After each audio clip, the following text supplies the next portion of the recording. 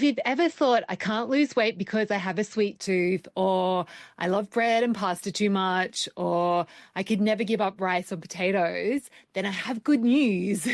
Tune in to discover why what you're eating isn't actually the problem and the real root cause of why your clothes aren't fitting the way you'd like. So welcome to Joyful Eating, episode 219. And this week we're talking about why what you're eating actually is not a problem and the real root cause of why you're struggling with your weight. But before we get into that, the best bite I had recently, so I was teaching a joyful cooking class and I was teaching them my framework for pizza, and we actually made, I use different pizza bases all the time, but the one we made in the class was using firm tofu sliced up. And then what we did, instead of using like a normal tomato-based sauce, I used some pesto as the sauce and then some prosciutto and cheese. And like, it was just so good. Like, I was like, I couldn't believe that tofu could taste that good. Just when I had my lunch, I was like, this is delicious. So anyway, that was my best bite. So the plan for today is, first I'm going to share with you the story behind this episode and why I thought I would record it. And then we're going to look at why you think what you're eating is the reason you can't lose weight. And then we'll look at what the actual reason is. And first of all, we look at why that isn't the reason, and then we'll look at the real reason.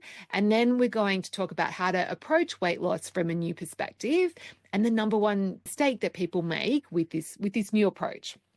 So we've got heaps to cover this week. So basically the story behind this was, I was coaching, I've got a one-on-one client. I was coaching her around weight loss and she was just talking about how, I shouldn't be having these fattening foods. And I was like,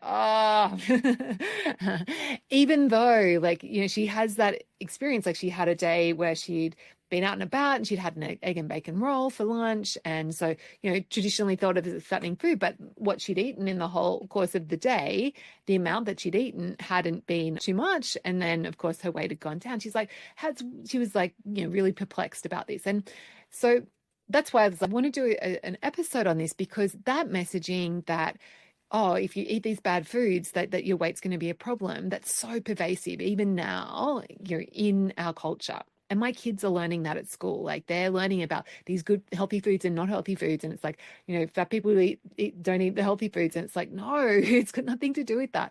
So let's look at why we think that what you're eating is a problem. And basically, I was kind of getting ahead of myself there, but yeah, the major nutrition messaging that we've had for decades and can still continue to have is about this whole good food, bad food things.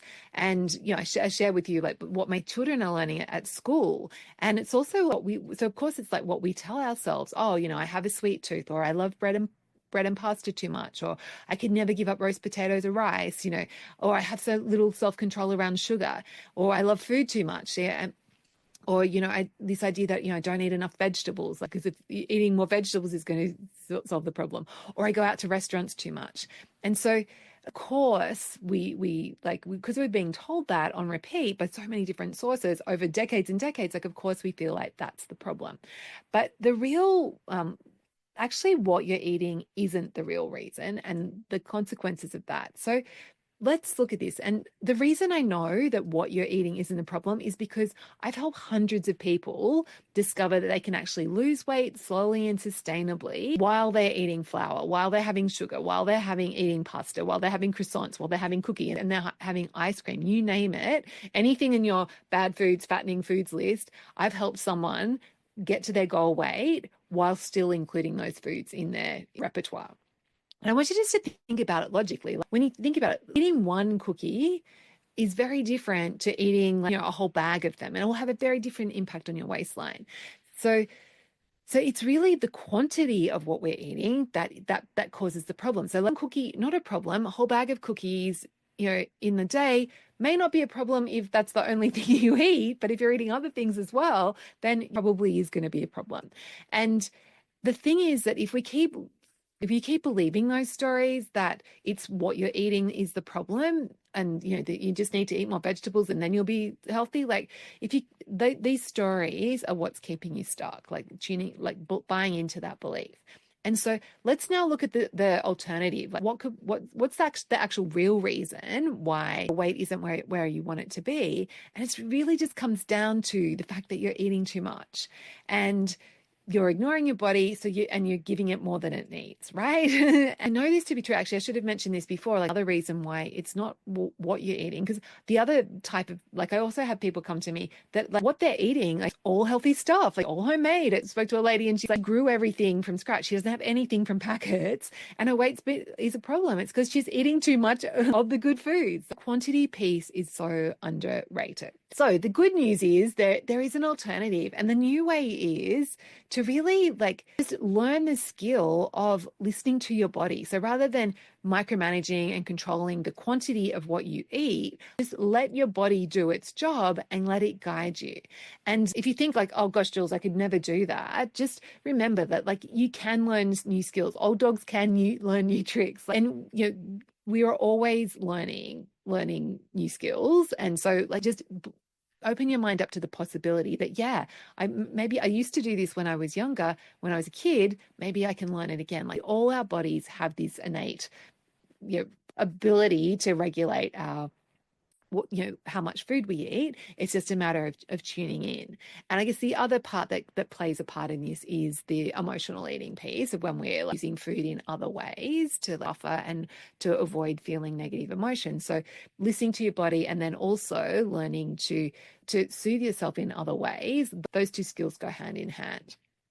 And the benefits of doing this are so far-reaching. First of all, it makes it so simple. It's like you don't actually have to change much. You just have to tweak the quantity that you're eating. It means that you can enjoy food. You don't have to restrict yourself or deny yourself anything. Like, get to have that freedom of eating whatever you want. You can do it anywhere. So, like, when you're traveling, like, body goes with you. So it doesn't matter if you're outside of your normal food environment where you're not able to control your serving sizes. Like, you can still eat in a way that feels good to you. And that other cool thing, that the benefit that comes from listening to your body, is you get that slow and sustainable weight loss, because you're not fighting with your body and starving yourself. There's no rebound. There's nothing to rebound from. There's no need to overeat to compensate. And also there's no need to if you're not denying yourself. So if you have cheesecake, it's like, great, I have cheesecake, but I know I'm going to have cheesecake again. It's not like this is the only cheesecake I'll ever have.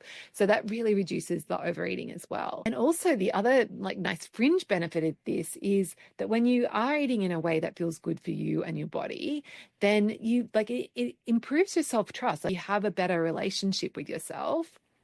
And it also removes that fear of future weight gain, because you have that sense of, yeah, like, I'm in control of what I put in my mouth. I have agency over the number on the scale, and that feels very empowering, rather than being afraid of, oh, if something happens, it's all going to fall apart. Like, I've got that confidence of, yeah, okay, and I can navigate changes in as they arise. As I go through hormonal changes as I age, I can adjust. My body will help me adjust, and it's nothing to be afraid of.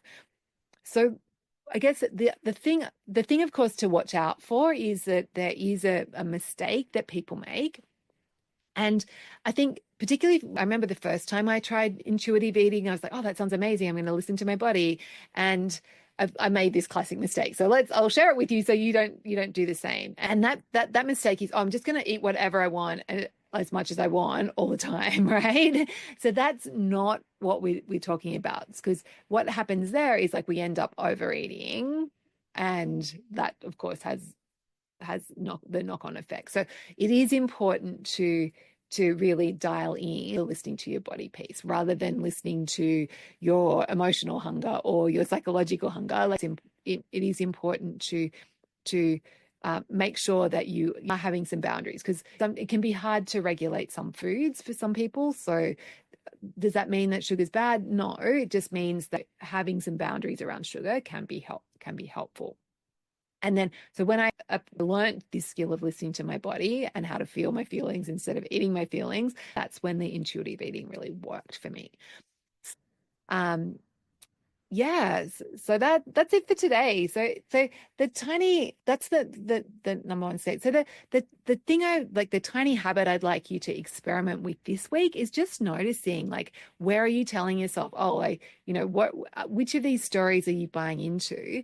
and actually give yourself permission this week to, is it, if there's something that you haven't had for a long time that you really love, so you like been denying yourself potatoes, actually plan to have some potatoes this week and have a no, like normal size. There's no need to gorge yourself on potatoes, but have a normal size serving and let yourself enjoy it. Have a fantastic week enjoying whatever it is that you've been denying yourself, and I will see you next week.